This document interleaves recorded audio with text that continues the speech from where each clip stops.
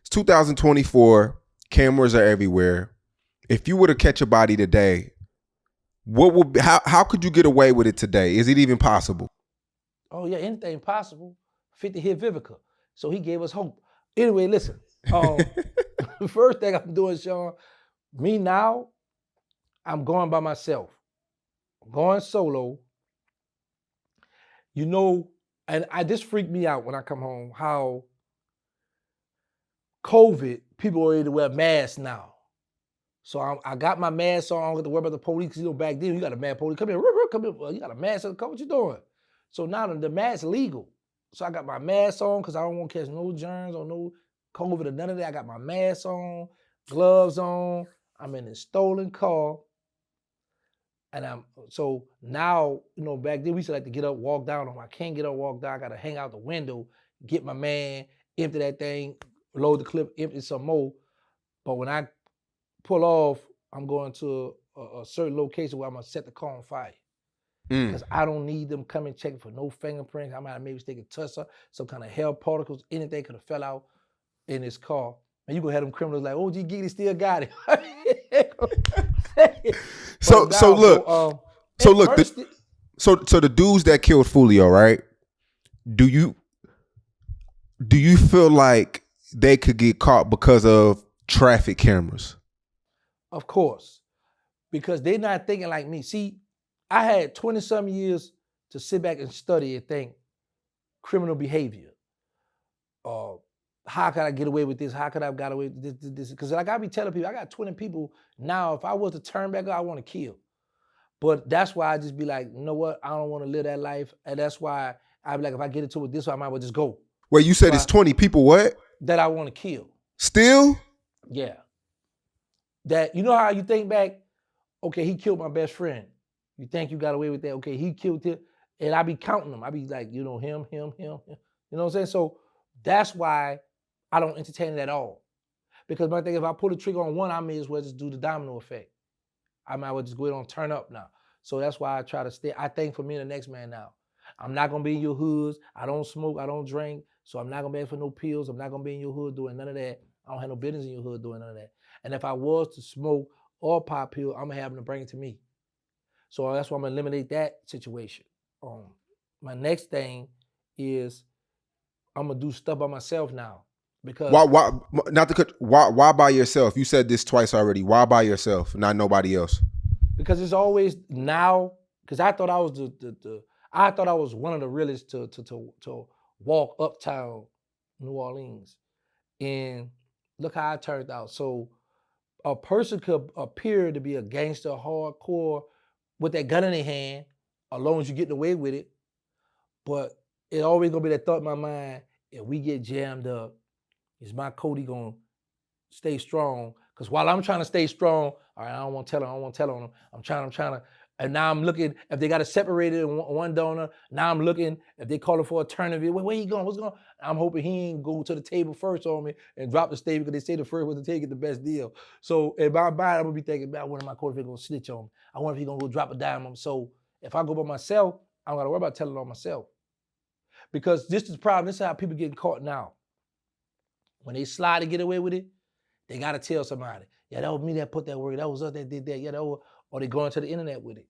So that's how they getting caught now. Me at this old age, my thing is I'm gonna slide solo, put that work in, and I'm gonna slide on out the way, and I ain't gotta worry about it. I'm not gonna tell myself I did that. Myself already know that. You know what I'm saying? So that's the problem they got today. Social media. They gotta jump on there and brag. Why? Okay, you said that you would get a rental car, but regardless of what car you in, the traffic cameras could still follow your whereabouts though, right? Yeah, but here's the thing, because I put all that together too. Because like when I be riding in Dallas, when I be going service, I see them tolls, I be seeing certain stuff. But then you got them service road and them back streets. So you gonna be on you got me talking criminal behavior now. But bro, you got these back streets. No, we're just talking hypothetical.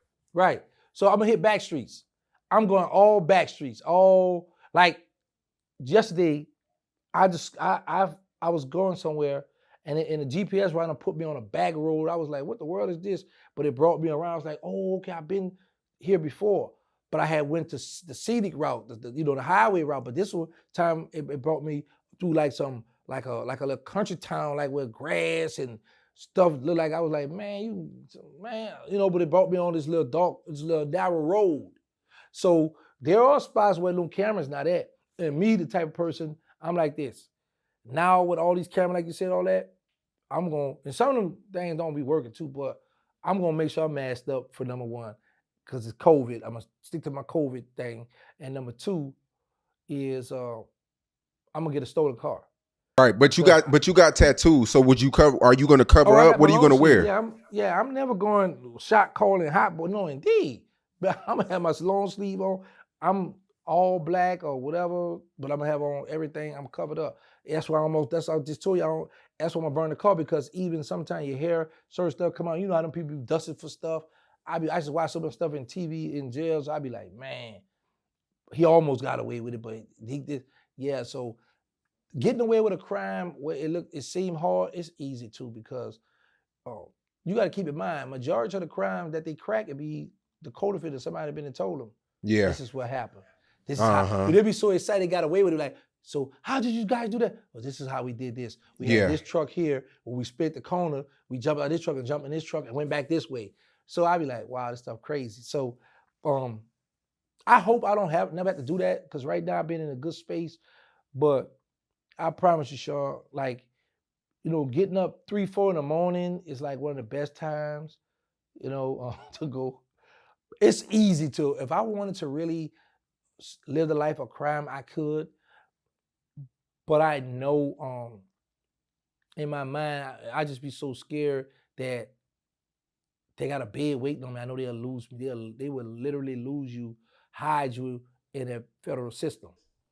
I don't never want to go through that again. So that's why I always just stay in my own lane. I think from me the next man, and I just be enjoying life, because I know that, yeah, I might get away with it. I might get away with tomorrow, today, but eventually, if I keep living that life of crime, something gonna catch up with me. Yeah. Definitely got to bring you back next month, man. This is a classic. I still got like 30, 40 questions to ask you. I mean, your story is amazing. People are embedded in your story. They're obsessed with your story. They fiend for your story. Definitely got to bring you back, man. I'm speechless still. Last thing though, when's the last time you've been back to New Orleans? And when you're in New Orleans, do you look over your shoulder? All right. Once I had got resentenced, this was the longest 30 days of my bid, because the judge did this. He reduced my life sentence and gave me 27 years, right? 300 something months. He said, but I'm gonna put it on hold for 30 days. He gave the prosecutor 30 days to contact the victim's family that I had the life for. Now, mind you, I never went to trial. I was never indicted or charged for these homicides. So technically speaking, there shouldn't have been no victim impact statement. The victim's family shouldn't have been allowed to be about sentencing or even have a 2 cents in my sentencing. The prosecutor said, Rihanna, due to this is a closed hearing, by law, there should be no statement in it, but since you allowed it, thank you. I said, hold on, they make the law and break the law? So I had to wait 30 more days for the prosecutor to try to contact victim family. And they give a statement. So now what happens is the judge could have changed, because the prosecutor wanted me with 40 years. So the judge could have changed his mind and say, well, due to all of this, the people being traumatized, they say this, instead of me giving you them 27 years I gave you, I'm going to change that and give you the 40 that the prosecutor asked for. That's what drove me, right? So I tell my case, I say, hey, I'll be getting out. I said, I don't want to go back to New Orleans. I want to relocate to Texas. She said, well, I'm about to go on vacation, but you're going to be all right. I said, what if they give me immediate release? You're going to be all right. Somebody's going to be here. Don't worry, you're not going back to New Orleans. All right. That day, I went to the records. The man I gave my paperwork to send to Grant, because you know in Grand Prairie, Texas, that's where they calculate our time for the Fed. The guy that worked in the records up there in the prison I was in, last year, he had relocated to Fort Worth. He committed suicide. I was like, what? But anyway, they immediately released me, man. I went straight. I was so anxious to get back, right? I called my mom. I said, Mama, y'all gotta come get me. This bus ride taking too long. I jumped off the bus at Pensacola. Go to this gas station. I said 18 wheel. I said, hey, can I use your phone? The man said, no. I said, all right, my bad. I walk off. I walk back to the front. Mind you, I got a t-shirt on, some gray sweatpants, cold as I don't know what. And I understood it. I said, well, you know, people rob people, do all kind of stuff to people at this gas station is closed. Him and I are the only two here. So he got ready to pull off before he got on the highway. He said, hey, come here. He said, he gave me a package. He said, put this on your body, it's gonna keep you warm. He said, put this on your hands, it's gonna keep your hand warm. So I'm like, man, it got cold out here. Man, might be trying to give me something. I ain't about to put all this on my body, touch. I did it though. So before he drove away, he said, hey, give me your mother number. I give my mother number. Called and told him where I was at. They pulled up, they came and got me. And the first thing I ate was Waffle House. My brother like, you wanna drive? I said, no, I'm scared. I was scared to drive. So now we get to New Orleans. We're in the car.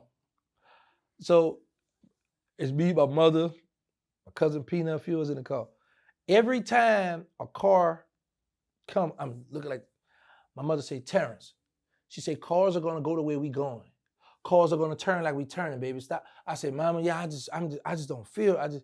Because I had, like when I went into certain neighborhoods, I saw these little young boy with stuff sticking out their shirt and things had changed. So I'm like, man, what if somebody find I'm home now? I don't have no gun on me. That's when it hit. My brother took a family picture. It was my mother first time having all her sons home together. That boy posted that on Facebook. Man, when I tell you, so many of my little cousins start coming to their house, and they were young when I left it, but they grown, they older now, and they got guns. So in my mind, I'm like, boy, I got a little army in here. I said, man, I might could take over up. I might could go back and give me another run. That's how fast the devil worked, bro. Cause I got all my little cousins in here, and I know they family because they look like my older cousin. I was like, oh, this must be her son. And I know they because my mother letting them in, and they coming in. And my other cousin who thinks she my mother now, she not gonna let nobody just come around me. So I'm like, oh, this family right here, all my blood, but all of them got guns, all kind of little things. They up at them like, yeah, cuz I'm looking at them like, man. I say, man, I got a little army here. But then I said, bro, you just did 23 years, 10 months. Stop thinking stupid. I shook out of that. Then my cousin, he gonna be mad with me about this.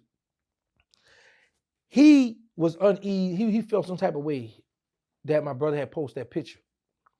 So he was like, cuz, come on, stay by me. Now, back in the day when we were young, you ever had somebody you know that used to pee in the bed and that bedroom and smell like pee when you go in there? I was just traumatized from that. So that man telling me, man, come on, cuz, come on my house. Now, mind you, we grown men now, but I'm like, in my mind, I'm still thinking about back in the day by your house. Nah, I don't want to go to your house. That's what I'm thinking, right? Cuz we're going to do is like 3 of them. Come on, I go to his house. That was the best move I made too, because I went there, got the L-shaped sofa. He had a big old screen. I said, cuz, you living good in this thing. Upstairs, I said, man, my cuz, you balling. Smell good, no pee smell. You know what I'm saying? So I was like, okay, cuz, balling. Because, you know, his little brother, I don't want to say his name, but his little brother to pee in the bed. So anyway, I passed the Magnolia. I was so hurt, depressed that they had to tow them bricks down. I was like, man, I almost want to go down there, man. We were straight up Claiborne. I kept going. But yeah, bro, I was nervous. And the crazy part about it, too many people didn't know I was home. I just was, because I felt like my city, it looked like The Walking Dead. It just looked like death. And I'm like, the crazy part about it, things have changed. I don't have the connects. I don't have the pull. I don't have the fear, the like, the people scared of, the favorites. It's not in my favor. Somebody else got it now. And I know better. I know I can't go back in this hood saying I'm back. Them little youngsters gonna park me. So before that, you know what? I'm out of here. Let me get on down to Texas, get me a cowboy hat, some boots, and get that little, get my little dip, and I'm out the way. You know what I'm saying? And this one of the best moves, bro. I get so much love out here in Texas, bro. Man, listen, I be like, man, it's beautiful out here. And I just get in my car some nights 1, 2 in the morning, I just ride up the highway, look at certain restaurants, certain stuff. I'm gonna go there now. I'm gonna go here. I'm gonna go here. I just be happy, bro. The little things now I be so happy for. But yeah, I was spooked out when I was, I ain't gonna lie, I was spooked out. And the crazy part about it, I want to go back so bad. I asked my PO when I was trying to do my documentary. I said, "Hey, can I go down and take?" He said, "Oh, absolutely not." He said, "Oh, I contacted the probation place down there. They said, no, they don't want you down there. They don't trust you down there." So I had to wait till I get off supervised release to go. How long is that? I have 5 years supervised release. Okay. I want to go back. So, and the crazy part about it, it's like nothing there, but it's a whole lot there. You know, and it's like I miss my city. I just want to go back home, man. But I know there's a lot of youngsters now who know who I am now. I've been having run-ins with, so I know they will be anxious to have me for a target practice. But so wait, you feel like people want to kill you? Of course, you gotta keep in mind, man. One of my homeboys, he's locked up now. He killed one of our other homies. We grew up together, and just about every picture that's posted on social media, they're on the picture together. After 20 years, he shot him up in 1994, and then he came back and killed him. You know what I'm saying? So I know old beef never dies. Now you got some older people that lay back, chill, but then you got the nephews, the cousins, the brothers. They might feel like, man, that was still my blood. I'm out here now. I'm active. I'm gonna go it on. I'm gonna do that favor for you. You know. So I'm always aware of that. And then I got a lot of family and a lot of people, and a lot of people in New Orleans that ride for me, that be hitting me, man, what's up? I be like, nah, I'm good. I'm chill. I ain't, you know. So it could go both ways too. You know, I still got a lot of love in that city. I'm telling you, I got some people who cut for me, really, like, what's up? Because I took care of a lot of people too, showed a lot of love too, you know. But just for everybody to be cool, I'm gonna stay where I'm at, enjoy my life, and just have the fun I've been having, man.